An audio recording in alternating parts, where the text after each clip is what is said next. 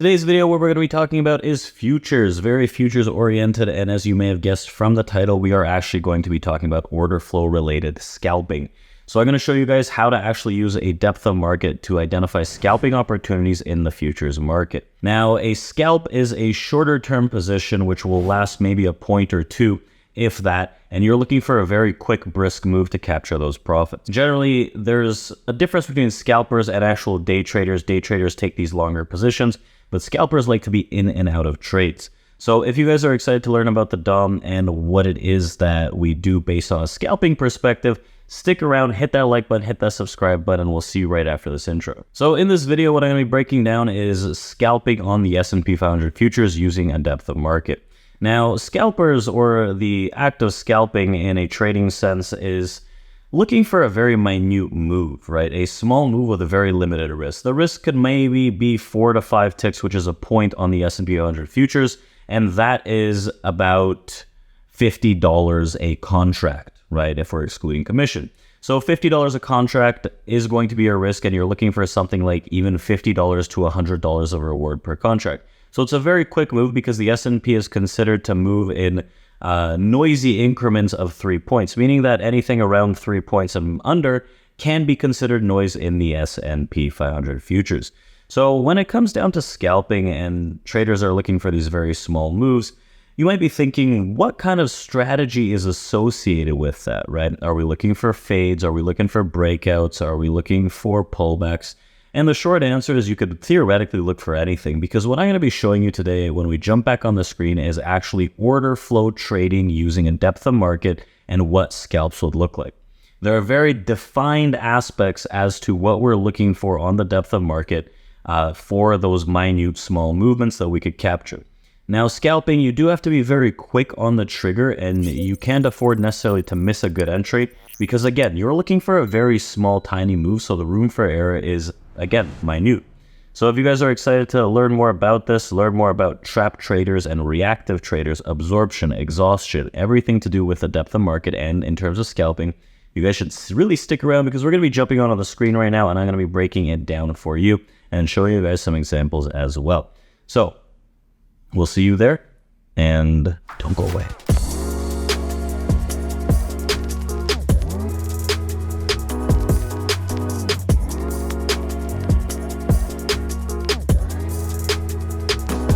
So welcome to the screen here. What we're going to be doing is just looking for scalps based on pure order flow. So I'm just doing a little replay here to show you guys what is going on and how we can use the DOM, right? Definitively using the DOM only to identify where you can find scalping opportunities just based on pure order flow in the futures market.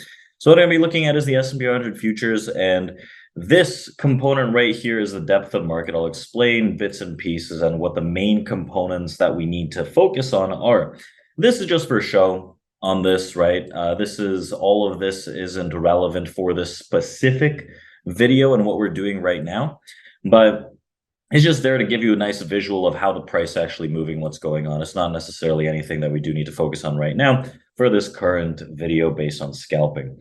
So when we're looking at the DOM, the key components that you have to understand for scalping are, number one, a scalp on futures is a very small move that you anticipate getting maybe a 0.23 points out of with a very tight risk, about 1 to 2 points, right? Very, very small. 1 point in the S&P 500 futures is $50 a contract. So if you're risking 1 to 2 points, you're risking about $50 to $100 per trade. And you're looking for that or a bit above that when we talk about scalp. So you're in and out very quickly. Another component that you have to understand is you're watching two main figures as we talk about the depth of market. Now, these aspects, they do take a while to grasp, learn, and really be able to identify on a rather quicker basis. But generally speaking, what we're looking at are these middle columns that present us market orders. These are the last traded quantities, and we're looking at delta, how delta shapes up. Two very, very just distinct concepts. When we're looking at the market orders, this is the trickier out of the two. We look at market orders, and what I'm looking at here is how the reaction between buyers and sellers actually shapes up. So for example, this DOM, if we're looking at it, right, this is the open somewhere here of the market, and we're pushing down, right? We're down about like 8 handles from the open. Now, what's going on in this DOM is that if we look at the sell side here, which is obviously red, you'll see that there are large orders that continuously trade on the sell side, putting downside pressure on the market. When you get a large seller, right, the expectations for prices to push lower, like the aggressors to push lower. So when these aggressors push lower on larger sells, if a 600 market sell comes in, the expectations for price to push lower, right? 600 comes in, expectations for price to push lower.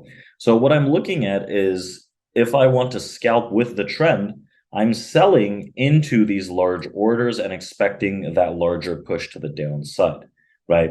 So I could sell within these guys right here, right? Something like this, and I'd want to have like a very tight stop here.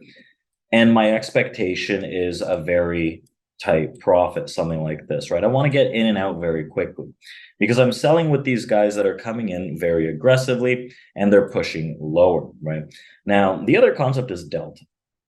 Delta, positive or negative, gives us an understanding of a very, I guess, different things, because if we have very large negative delta on the S&P 500, I would assume that a large negative delta is around 1,000, positive would be around 1,000, right? So those are large deltas, right? It's going to be the ask volume at a certain level minus the bid volume at that certain level. So what the delta does, if it's a large positive or negative value, gives you a imbalance in prices at that point. If there's a large negative delta building up at a low, and buyers step in aggressively, that's what we call a stuck short, right? So generally speaking, I'm very focused on these and where the larger delta appears. So if I would short into these areas where these big sellers are coming in, I expect a quick sweep lower, otherwise I'm just flattening the position, right? So it's very, very concentrated on the depth of market and how these orders come in when we're talking about scalping, right? So you can see right here, you have 700 sellers coming in, they're pushing prices lower, right? You have a resting passive order of 700 over here, but what I'm focused on are the active orders, because 600 comes in, right? 1,000 comes in on the buy side. We keep negating that buyer by holding out the sell side, because I'm looking at those active orders, right? Like how are they actively pressing into price? So you can see right there, just pause it really quickly. That could have been an opportunity just to get out, because what happens is there's negative 1,000 that go market sell, and right away they push up with market buyers. When I see that, those are things that I want to flatten on, right? Those are things I just want to get out. I don't want to be in this scalp for very long, right? Because it comes down about like almost 2 points and they reactively get active in that area. You can see negative deltas, large deltas in general. So not only am I looking to get out of that scalp where these big sellers kind of failed, but I could be actually looking to scalp on the long side into these lows, because these guys are getting what we would call trapped on the sell side. Because if 1,000 seller comes in and you uptick aggressively like that with some decent buyers, I'm not expecting the downside to really hold out that far, right? And now we're seeing you have 700, 800 on the buy side here, 1,000 on the buy side getting downtick. This is where you could sell again with 600 sellers. And as we come in, right, potentially back into these lows, I want to be quick out of this trade, right? I'm not trying to risk too much out of this. And you can see right now, right, like sellers are still holding this out, right? There's a few rotations there. If I'm in a scalp, generally speaking, I'm not going to be in the trade for this long, right? I should have been flattening out of the scalp at that 85, right? So we trade into the 85 right now again, right? Where those big sellers came in, right? And I can say, you know what, flatten the position, boom, we're out, right? Just a quick in and out. So if I'm looking at this and I'm a scalper, right, and I'm watching this, I can say, okay, well, right now what's happening is there's 600 on the sell side here that come in market sell, right? I'm seeing these 600 sellers. The expectations for price to go down. If we get a reactive bid from this, like I could see myself trying to pick up the longs and shoot for like a 2-3 point move to the upside, right? I'm very focused on these minute movements based on this order flow and this DOM. Another thing that you could look at, like a quick introduction here, if I'm just scalping based on pure order flow, would be interesting on the footprint, right? This is something that we haven't talked about in a very long time, but we can open up the footprint here. So if I'm looking at this footprint, what I'm seeing is like the accumulation of a lot of trapped shorts starting in at this 84, 85 area, right? It could be good up until this 87 where we have that next imbalance, for example, right? So this is one of the criteria that I'm looking at as well. So if I'm watching this right now, right, and I'm looking at this and you're seeing like larger sell, are getting a little trapped because you can see big sellers, they're coming into lows, but they're not necessarily pushing prices down super aggressively. I could say, okay, like I want to risk very small, right? So I can get like a little tiny pop because you go 800 go on the sell side here, 1,000 go buy, they're holding the uptick, right? There's a few tick move to the upside. And as a scalper, I don't want to be super obsessed with the position. So like I want to just take out quick profit on this, right?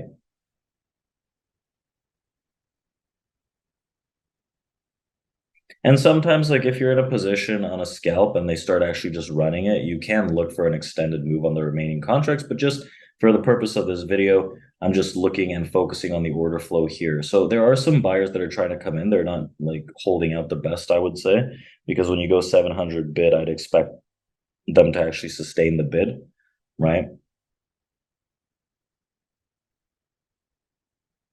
And you have this very large positive delta that's shaping up here. So what this tells us is you're getting a barrier on the resistance side of things, right? There's a barrier here where these buyers are getting a little trapped, and if they can move back above that level, they're going to hold pretty well. The only issue here is with this long scalp is that you're seeing like 800 sellers into lows, very nice uptick reaction on the 400 buyers. So like if I saw that, I'd be just jumping in like 84s here, trying to get my move, maybe just into like 86, right? Something very casual here as a scalp. It's a very small move. So again, generally what I'm looking at is the reaction of large market orders that are coming in. And if I can spot some kind of large delta somewhere, I'll be looking for that as maybe a key support resistance area where I can actually navigate a position. So if I'm looking at this as a scalper, right, I'd be in and out of this position a little quicker, I think, right? I think that when you start failing into that large positive delta around 85 half is a region where you could decidedly say, you know what, like, I don't necessarily want to hold this out, right? This is a little too much risk, I would say. But one of the good things that I'm seeing here is that like they are getting stuck into the lows. They're getting stuck into the lows very well here. So if I was a scalper, maybe I would have already been out of that position and trying to get into the new one here, right? So you can see like they're trying to run up here and I could say, okay, enough's enough, right? I've had enough of this position and I can just take it out right there, right? Just a quick little move. You're identifying where they're getting trapped, right? Because sellers are selling into lows, but they're not necessarily moving. Bids are coming in, larger bids, and they're allowing for prices to run up. Larger negative deltas into lows suggests that traders are getting stuck into lows. So a little wrap up, if I'm looking at this as a scalper, right, I want to notice where there's large orders coming in, right? If I can find large orders coming in, I can jump in along with them, either whether it's with the trend or against the trend. Because if I'm looking at this and I see 200, 300 market sellers, right, coming in and they're sustaining a reoffer, meaning that they're continuously pushing lower, down ticking, and even if they tick up, they allow for more sellers to come in, then I could jump in with them, right, against larger buyers. Now, larger buyers could be 200 to 300 plus again, and if they can't move prices higher, right, and they can't move prices higher continuously, then I think that they're weaker and there could be a sell on the flip. So when I'm looking at this right now, right, I want to see like very obvious areas where sellers would come in. Now I pair my market orders again with areas of larger delta. Now I'm not necessarily seeing areas of larger delta here, but if I'm scalping, right, let's say my targets are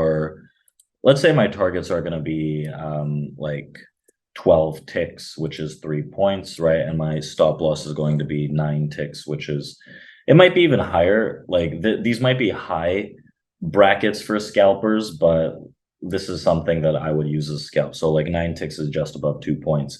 Now some scalpers, they'll go like a point, right? Something very minimal, and they're just looking for a few ticks. But this is still, I would say, a scalp, because I think anything under 3 points on the S&P is considered more noise, right? So For example, right now you're seeing like 400 buyers coming in. They're trying to hold out, right? Some sellers are showing up around 91s. Nothing crazy though. You're seeing like continued buy pressure. I'm not seeing any like massive seller come in, react on the short side and like dunk this. Like we have larger orders that got trapped off the open. You can see 500, 400, 225 off the open on the long side. They got trapped because they just reoffered and pushed down. So that's an area that I consider on the sell side. But when I'm looking at this, right, I'm watching these guys like, okay, they're continuously holding a bid like into these 25s. They're getting a little trapped into this 92 here, right? So larger sellers get pushed aside. And like, here's like a reoffer, right? These like 400 are going sell, 500 sell here, right? If I want to be like super aggressive, I want to sell into these like big areas if I can, because 500 go sell, they're down ticking, larger sellers coming in. And I'm looking at this, and the buy side right now is getting pushed aside. It's being dismissed here.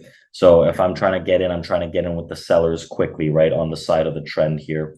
That's actually holding out, right? I might not get filled on this, but this is generally what I'd be looking at on the scalp side of things, right? I'd be trying to fill into the areas where the sellers are coming in. Even here, like if you're late, like look at this, like 700 at 2 levels combined on the sell side just explode lower. Right? These areas, like as a scalper, I'd say, okay, like let me just like try to get in quick here, right? I don't obviously want to chase price, but I'm just looking at areas where like sellers come in and they actually just like throw price down, right? On the sell side. There's like 400 coming on the sell side here, 88 3/4, right? That's another large area against a 400 bid. These guys should hold out, and I could say, okay, well, that was like a little minute move, right? I could just be totally satisfied with that on the scalp, right?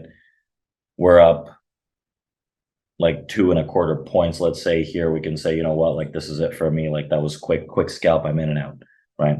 And obviously you can watch this DOM and see, okay, there's 500 sellers. They're continuously selling. There's probably going to be more downside on this.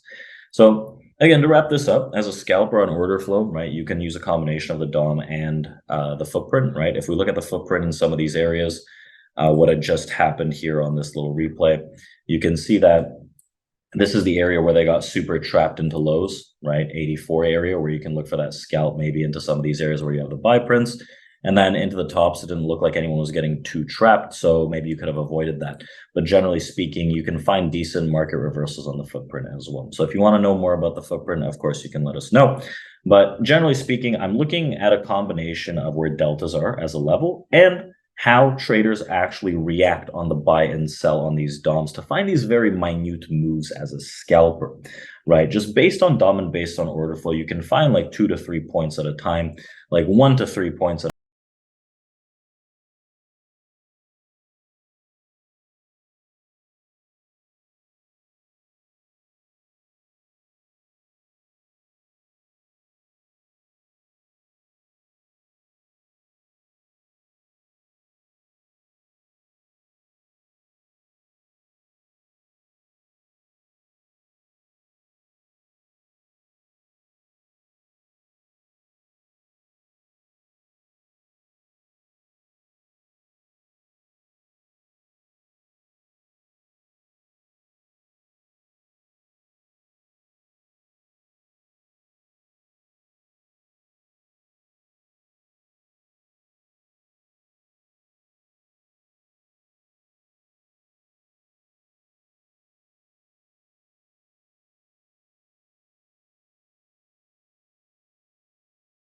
So in our trading room, we don't necessarily scalp too much. I'm more of a day trader that looks for 5 to 6 points on the lower end and then look for an expanded move past that. However, scalping is just one of the trading styles, one of many that you can expose yourself to see what actually works for you, right? Because maybe my style of trading isn't something so suited to you, but there are many different trading styles that we know of and know how to operate with that we can help you out. So if you enjoyed this video on scalping and learned a lot about the depth of market, I want you guys to check out TradeProAcademy.com where we have a free futures course just for you. I also want you guys to drop a like button, drop a subscribe button, and a comment as well, and we'll see you guys in our next video. Thank you and take care.